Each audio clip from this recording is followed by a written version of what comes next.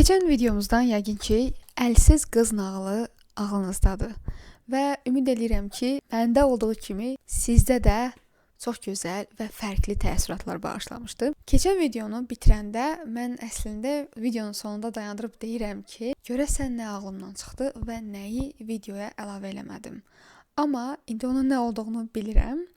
Düşündüm, yadıma düşdü. Bugün bu kitabdan, yəni bu nağıldan irəli gələrək həyatımızda bizdən yaşca və yaxud təcrübəcə böyük olan başqa qadınların əhəmiyyətindən danışmaq istəyirəm. Deməli, nağılda deyildiyi kimi və yaxud göründüyü kimi biz ailəmizdən o qədər də müdrik ata və yaxud o qədər də müdrik ana ilə dünyaya gəlməmiş ola bilərik. Və biz necəsə bu müdrik qadının axtarışına çıxa bilərik. Mənim yadımdadır, uşaq yaşlarımdan belə bir qadın fiquru, yəni həm yaşca, həm təcrübəcə böyük olan, həyat müdrikliyi olan bir qadın, bir insan axtarmışam. Və bunu biz ya eyni yerdə ola-ola başqa bir vasitələrdən axtarıb tapırıq. Məsələn, mənim ilk sevincim YouTube kanallarına baxmaq idi. Ondan sonra universitetə qəbul olanda universitetdəki lektorlarıma baxmaq idi və onlara özənmək idi. Onlar kimi olmaq istəyirdim. Bəlkə ona görə də uzun illər professor olmaq istəyim oldu, arzum, hədəfim oldu. Bəzən də elə olur ki, bunları eləmədən, yəni rəqəmsal dünyada belə bir müdrik insan tapmadan və yaxud axtarmadan biz ölkədən gedib başqa yerdə bunu axtara bilərik. Gələcəm bu nağıldakı və yaxud həyatdakı, dünyadakı bu müdrik qadının nə mənaya gəldiyini. Amma davam eləyək nağılla. Qız elə bir ailədə, ölkədə, bir yerdə dünyaya gəlir ki, onun ətrafında belə bir qadın yoxdur. Və çıxır, çöllərə düşür, öz şahzadəsi ilə, kralı ilə tanış olur, evlənir.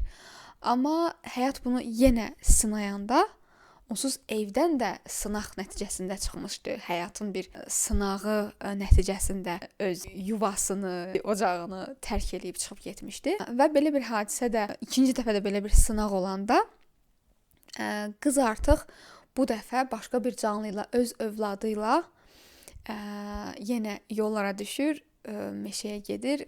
Meşədə bizim qaranlıq dünyamızı təmsil edir, bunu da demişdik. Və beləcə yenidən bu qaranlıq dünyaya atılır, özünü kəşfə, özünü inkişafa çıxır, bu yola çıxır. Bu qız meşədə bir qadınla qarşılaşır, özündən yaşca böyük bir qadınla və bu qadın bunu, qızı övladı ilə birlikdə aparır öz yuvasına, balaca evinə, meşədə və onlara baxır. Biz görürük ki, qız nəhayət ki, o qadını tapır. Və o müdrik qadından təbii ki, kitab, nağıl, hər şey detal izah eləmir. Amma biz görürük ki, təsəvvür eləyirik ki, bu qadından o qədər müdrikliklər öyrənir ki, həyata dair, münasibətlərə dair, özünü tanımağa dair, ruhaniliyə dair, bəlkə də. Bu artıq sizin təsəvvürünüzə qalıb nələr öyrənir ki, bu qızın yenidən əlləri çıxmağa başlayır. Yəni yeni əllər inkişaf eləməyə başlayır və bu yəni qız bütövlənir. Qız tamam olur, özü olur və özünün bədən üzvü böyüyür və bir tam insan olaraq, tam inkişaf eləmiş bir insan olaraq bizim qarşımıza çıxır.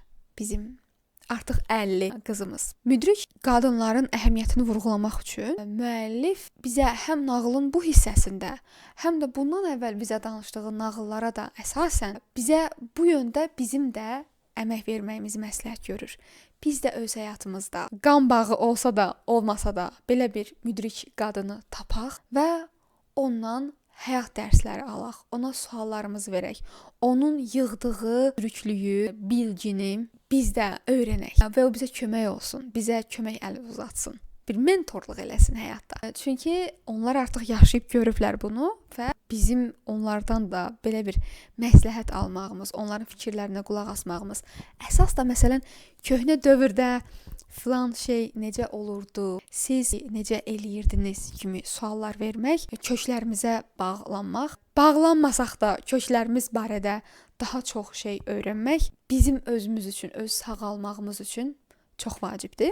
Və mən dedim ki, müəllif keçmiş nağıllarda da buna toxunmuşdu bu mövzuya. Orada bu mövzu məsələn Baba Yaga və yaxud Vasalisa adlı nağılda da keçirdi. Məsələn, Vasalisa da ana ilə, ögey bacılarla yaşayan bir kiçik bir qızdır.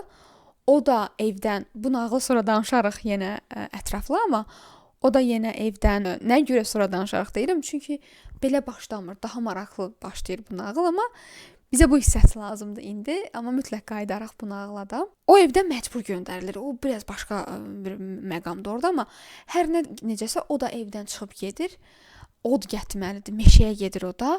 Meşədən Baba Yaga adlı bir qadından od, atəş alıb gətirməlidir. Çünki artıq evləri çox soyuyub və ora gedəndə Baba Yaga buna deyir ki, sən məndən atəş almaq üçün mənim sənə verdiyim tapşırıqları eləməlisən. Yəni qıza bir sınaq yaradır, qızı sınaqdan keçirir. Beləcə Vasalisa qızımız bütün sınaqlardan keçdikdən sonra ancaq öz atəşini, layiq olduğu, axırda qazandığı atəşi, odu alıb evə gətirə bilir. Orada da yenə vəhşi, yaşca böyük, müdrik bir qadın fiqurunu görürük. Və elə müəllif də bunu vurğulayır bizim nağılımızı danışarkən və deyəsən başqa bir nağıldan da misal çəkir. Məsələ ondadır ki, biz həyatımızda eyni ölkədən, eyni mədəniyyətdən, eyni qan bağından və s.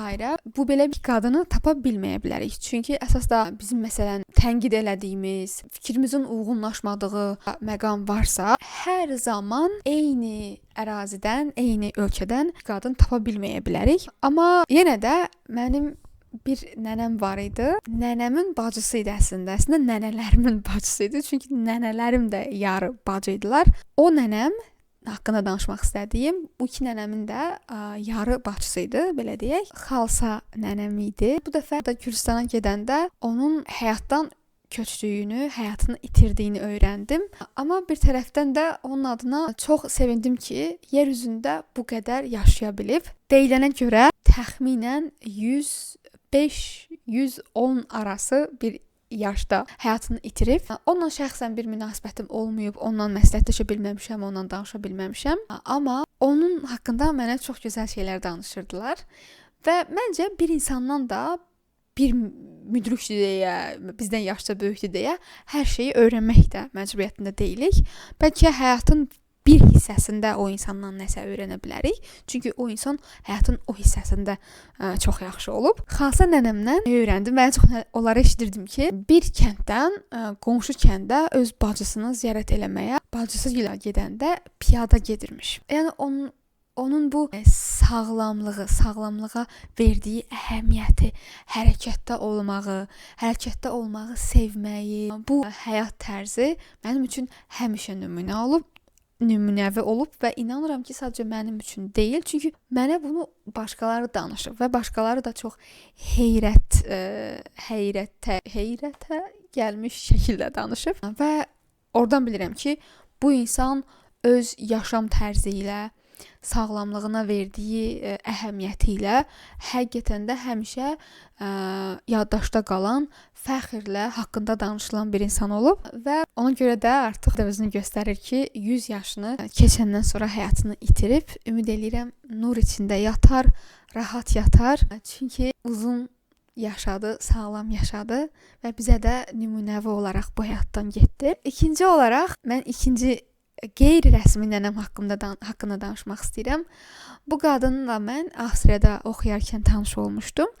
Bir gün Avstriyada avtobus dayanacağında avtobus gözləyərkən bir qadınla söhbətləşdik. Nə bilim, avtobus gələcəyi, vaxt barədə, nəsə belə bir balaca bir şeydən söhbətimiz başladı və sonra avtobusa birlikdə mindik və bərabər oturduq yan-yana. O mənə telefon nömrəsini verdi. Onun adı Erika Ablinger idi. Tələffüz eləyirəmsə, təbii ki, alman adı soyadıdır. Və o mənə çantasından bir Ivroşe ətri çıxarıb hədiyyə elədi. Məndə durur o ətir. Və biraz danışdıq. O mənə dedi ki, sənin kimi insanlar bizim ölkəmizə gələndə mən çox sevinirəm.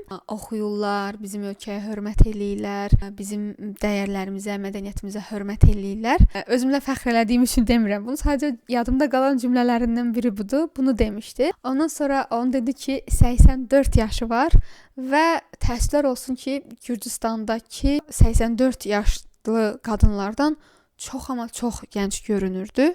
Bu da Gürcüstandakı qadınlarımızın nə kimi əziyyətlərdən keçdiyini göstərir. Bu arada bu nənələrim haqqında danışmaq mənim üçün o qədər də asan deyil. Yəni biraz duyğusal bir mövzudur. Sonra mən onun nömrəsini aldım, amma biraz introvertliyim tutdu, çəkingənliyim tutdu, nə oldu? Mən o qadınla əlaqəyə keçmədim və beləcə mənim təhsilimin son dönəmi gəldi, çıxdı. Artıq yay ayı gəldi və mən geri Gürcüstana qayıtmalıydım. Mesaj yazdım ki, mən gedəcəm ya da zəng elədim. Onda alman dilim var idi biraz, indi heç yoxdur və o da ingilis dilini heç bilmirdi, amma belə bir-birimizi başa sala bilirdik. Və mən dedim ki, bu yaxınlarda gedəcəm, amma halbuki getməyimə 1 ay qalmışdı. Yəni bir neçə həftə qalmışdı. Və bir səhər oyandım, qapını döyür və həmin səhər, növbəti səhər qapının döyüldüyünə oyandım mən. Qapı döyülürdü. Erika gəlibsən demə və mənə əlində Avstriya haqqında böyük bir kitab. Sən necə olub ki, məndən keçməmisən? Çünki mənim nömrəm onda yox idi və mən keçməli idim onunla. Nə vaxt gedirsən? Bu gün mü gedirsən? Dedim, yox. Mən sadəcə belə bir əlaqəyə keçim sizinlə ki, gedəcəm yaxında, amma bu qədər də yaxında yox. Hələ buradayam. Mən kitabı verdi. O kitab hələ də məndədir, amma Gürcüstandadır. Bir gün yəqin ki, gətirərəm, oxuyaram. Avstriyaya da səyahət eləyərəmsə, o kitabdan istifadə eləyərəm mütləq. Sonra mənə dedi ki, sən onda gəl qonağım ol. Çünki küçənin o bir üzündə yaşayırdı. Çox yaxın idi. O vaxt mən də yaşadığım küçənin adı Mozart Straße idi. Yəni Mozart küçəsi. O da Mozart küçəsində yaşayırdı, mən də Mozart. Növbəti səhər idi, növbəti günü idi nəsə. Mən belə getdim onun evinə. Çox gözəl evi var idi. Çox xoşbəxt, sağlam, gözəl görünürdü. Mənə dedi, şərab istəyirsən yoxsa kofe? Ona kofe içmirdim deyəsən. Nəsə başqa bir şey təklif elədim. Şərabın dadına baxaram.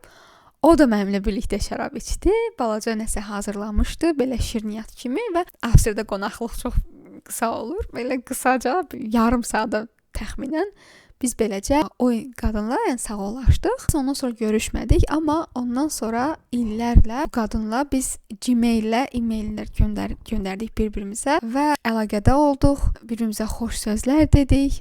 Bayramlarını təbrik elədik bir-birimizin. Və ondan sonra mən İsveçə köçəndə yenə də əlaqədəydik. Mən onda dedim ki, yəni İsveçə yeni köçmüşdüm, tələbə halı idi və dedim ki, o qədər çətin deyil yeni ölkəyə öyrəşmək. Maddi baxımından da çətinliyim olur. Amma sevirəm bu ölkəni belə elə.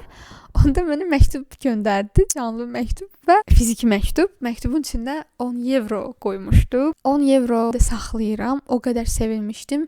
Bir də saat göndərmişdi. Nəsə belə kitabça göndərmişdi. Nəsə disk göndərmişdi qulaq asmağa və dindar bir insan idi. Yəni belə nə baxımdan, yəni ruhani bir insan idi.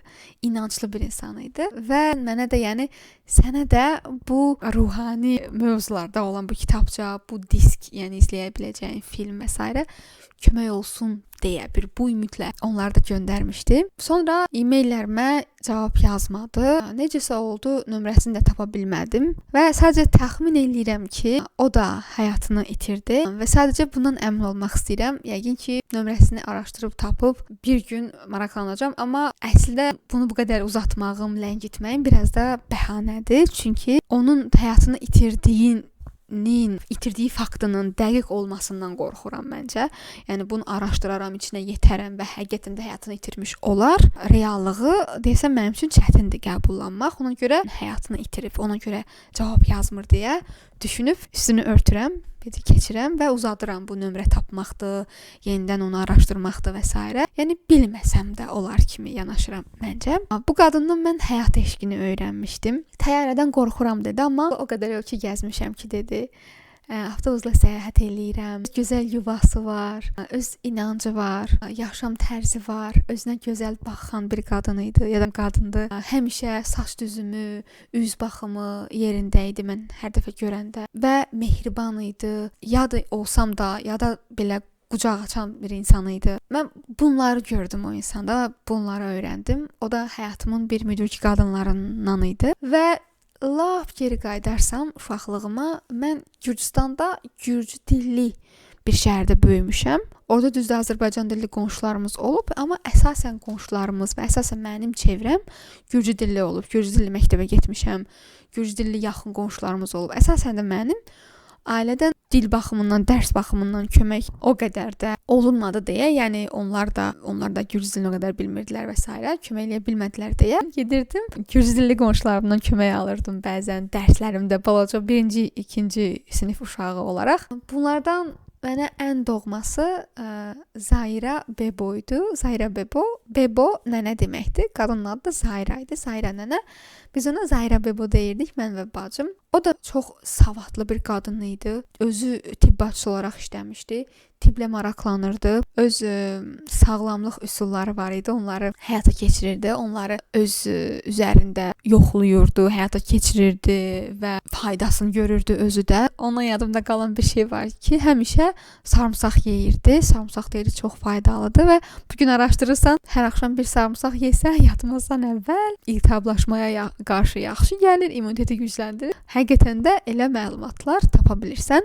O qadın da həmişə sarımsaq yeyirdi. Keçmişinə və tarixə çox bağımlı insan idi. Çox oxuyan bir qadın idi. Evə girirdin, bütün evi divarlarının hamısında ya da divarlarının hamısında kitab rəfləri var idi və yüzlərcə kitabı var idi. Onlardan bir neçəsini mənə verirdi oxumağa, bəzən hədiyyə verirdi, bəzən eləcə verirdi. Və mən də kitabı olmayan bir ailədə, evdə böyümüşəm. Çünki bizim üçün öncəlik bizim ailədə sağ qalmaq idi.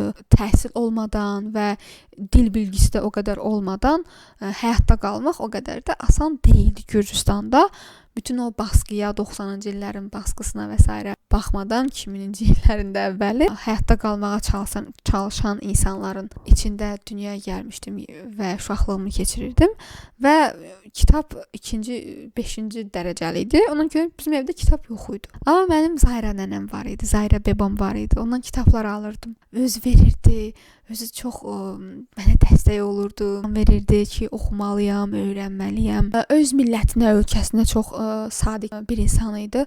Həmişə deyirdi ki, Nərmin, sən düşünmə ki, sənin adın, soyadın fərqlidir deyə Gürcüstanda sənə yer verməzlər, təhsilini dəyərləndirməzlər. Ona görə həmişə oxumalısan. Elə soyadına görə səni irəli apararlar ki, bu qız necə də Gürcüstanı öz ölkəsi bilir, necə də bu ölkədə təhsil alır, necə də dəyərli görür buranın iş həyatını, təhsilini, buradakı həyatı necə də dəyərli görür deyə səni ta da irəli çəkərlər deyirdi və çox ürəkləndirirdi məni. Yəni sən narahat olma, bizim millət belədir, Gürcüstan çox açıq qəlblidir, insan sevən ölkədir. Həqiqətən də çox yuxarı dərəcədə bununla razıyam mən də. Amma onun məni ürəkləndirməyi çox başqa bir səviyyələrdə idi. O mənə insanları fərqli cür göstərirdi. Məni çox onsuz da mən o ölkəyə özümü aid hiss eləyirəm də. Mənim başqa ölkəm yoxdur. İndi İsveçə də aid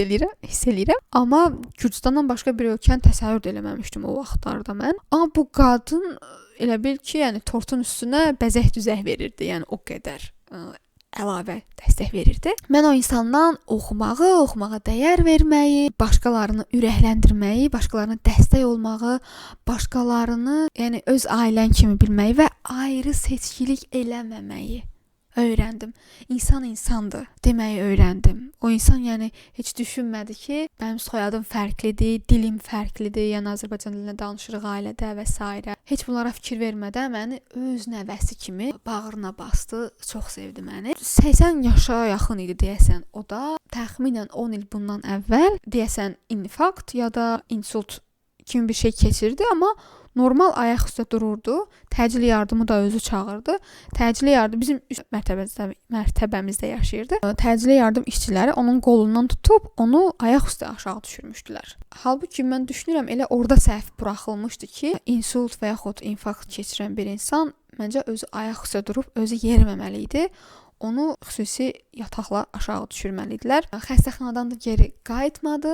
Xəstəxanaya apardılar. Yəni ordaca həyatını o da itirdi. Amma bu 3 qadın həyatımda o qədər gözəl iz buraxıb, o qədər unudulmaz ki, sanki Zaira və bu haqqında danışmağı o qədər də qurtarmadı. Çünki uşaqlığım o qadınla keçib, o nənəmlə keçib. Mənim qeyri-rəsmi, qeyri-bioloji nənəm. Mən kitab gətirməyə çıxanda ora çox danışırdı. Tökürdü köhnə şəkil foto albomları və heç kim yox idi, o da tək yaşayırdı. Mənə qızının, nəvəsinin şəkillərini göstərirdi. Öz övladı olmamışdı, amma övlada götürdüyü qızının şəkillərini göstərirdi və özü, yəni ögey nəvəsinin şəkillərini, öz tələbəlik illərinin, işlədiyi illərin şəkillərini göstərirdi. Danışırdı, öz gəncliyindən darıxırdı və danışmağa heç kimi yox idi. Ümumiyyətlə yaşlı insanların tənhalığı da başqa bir videonun mövzusudur bəlkə də, çünki burada da mən yaşadığım İsveçdə, baxarsınız özünüz də araşdırsanız internetdə, İsveçdir, İtaliyadır, Yaponiyadır, bu ölkələrdə insanlar